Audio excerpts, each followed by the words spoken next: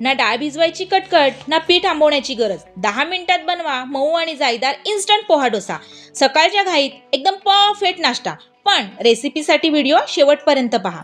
बघा, अगोदर एका पातेल्यात 1 वाटी जाड रवा किंवा बारीक कोणताही घ्या. त्याच वाटीने 1 वाटी पोहे घ्यायची. आता पुन्हा त्याच वाटीला थोडंसं कमी ह्यात दही घालायचं.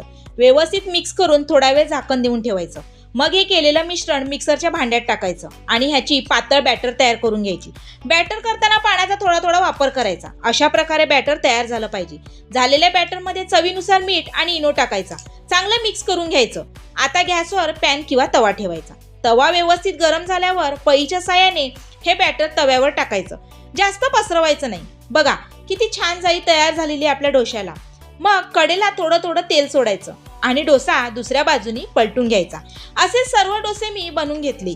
आजचा हा व्हिडिओ सकाळी शूट केलेला आहे, त्यामुळे सूर्याची किरणे थेट किचनवर येतात म्हणून व्हिडिओ थोडासा असा दिसतो. फिल्टर वगैरे काही केलं नाहीये.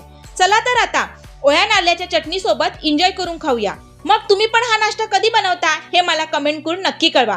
पण आता तेवढं एक लाईक आणि जरा सबस्क्राईब करा. धन्यवाद.